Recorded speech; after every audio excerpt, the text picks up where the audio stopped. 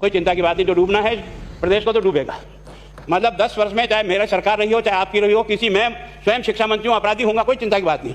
लेकिन आप कम से कम इन 10 सालों से इन जितनी कोचिंग संस्थाएं चल रही है, इनकी जितनी परीक्षाएं हुई है, उनके परीक्षा के रिजल्ट के साथ आप एक टीम लगा करके इनका पोस्टमार्टम करो, तब आपको समझ में आ जाएगा कि बीमारी कहाँ से चली है। ये बीमारी इन व्यवसायियों के थ्रू चली है। मैं और आप पेपर आउट करेंगे, पेपर लाऊंगा, 5 लाख दे दूंगा, 8 लाख दे दूंगा, मैं क्या 2 करोड़ 5 करोड़ 8 करोड़ दे सकता हूँ क्या? ये सारे के सारे जो पैसे देने वाले बड़े बड़े दिग्गज लोग हैं, जो कोई 10 करोड़ में पेपर ले जाता है, कोई 3 करोड़ में ले जाता है, कोई 2 करोड़ में ले जाता है, फिर अपने कोचिंग संस्थान में रिजल्ट लाता है, उसके बाद बड़े बड़े पोस्टर बाहर लगाता है, मेरा 100% सिलेक्शन। ये है बीमारी की जड़।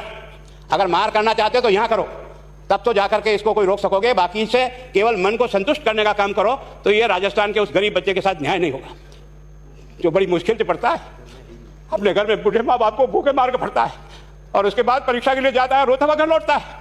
क्या दुख नहीं होता है? हम लोगों के मन में कोई रहम नहीं है कि आखिर उस बच्चे का क्या होगा जो अपनी बड़ी पीड़ा के साथ पढ़ रहा है। इन सारे पैसे वाले लोगों के पास में आपने सारी सरकारी नौकरियों को भेज दिया।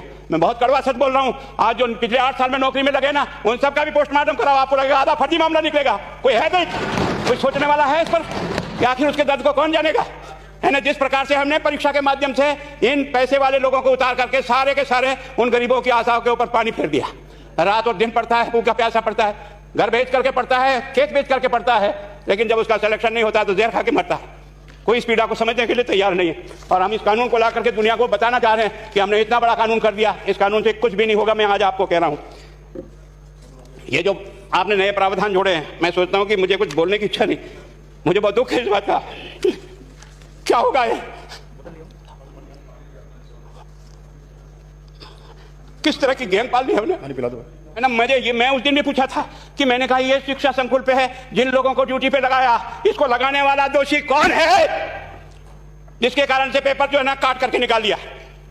ये तो ठीक है, भाग्य हमारा अच्छा था कि सवाई माधोपुर की घटना फूट गई और एसओजी को उसमें हाथ में लग करके कुछ केस लग गया। अगर वो केस नहीं लगता तो आज आपकी सारी नौकरी पर इन सब बड़े बड़े दलालों के स्कूल में पढ़ने वाले बच्चे होते और मेरा गरीब का बच्चा अपने घर लौट के जाता।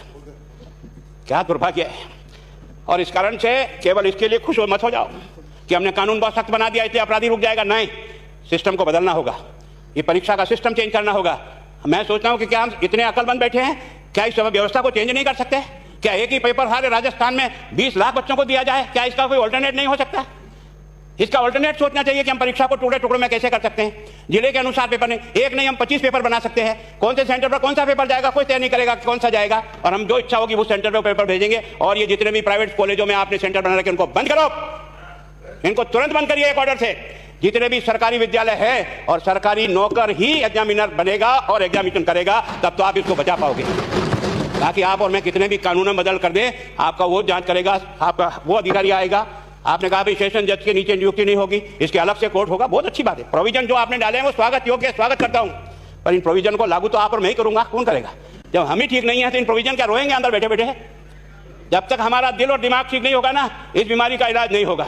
हमने शिक्षा के मंदिर को भ्रष्टाचार की भट्टी में जलाकर खाक कर दिया। दुर्भाग्य हमारा, जहां से कोई आशा की किरण दिखती थी उस गरीब को कि चलो मैं अपनी मेहनत से आगे बढ़ जाऊंगा, लेकिन अब वो निराशा में आ गया। उसको लगा कि अब कोई रास्ता नहीं है। और इस कारण से मैं सोचता हूं कि आप जिस भावना से लाए, मैं आपकी भावना की इज्जत करता हूं, लेकिन केवल आपकी भावना इन बेईमानों को नहीं रोक सकेगी। इसको रोकने के लिए हमको सिस्टम को बदल करके और तुरंत उस पर ध्यान करना चाहिए। कानून 302 का बना हुआ है, क्या मर्डर रुक गए? आप भी जान रहे हो, रोज के रोज पोक्सो कोर्ट में आजीवन कारावास हो रहा है, क्या व्यभिचार रुक गया है? अपराधी को दंड मिल सकता है, अपराध बंद नहीं हो सकता है। अपराध बंद करने के लिए जो सिस्टम होते हैं उस सिस्टम में चलो।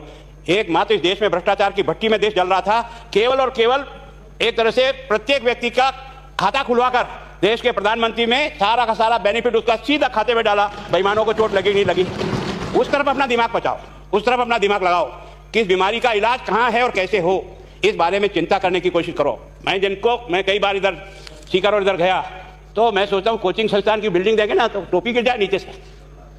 क्या चीज़ है यार, भगवान ने क्या लक्ष्मी वहीं बरसाई है। और जो बाकी संस्थाएं, उसका कारण यह है कि हमने अपनी दुकान को इतनी कमजोर कर दी है कि जहां बच्चे अच्छी तरह से शिक्षा लेकर के हम जैसे गरीब पढ़ करके यहाँ आ गए, अब वो रास्ते नहीं है।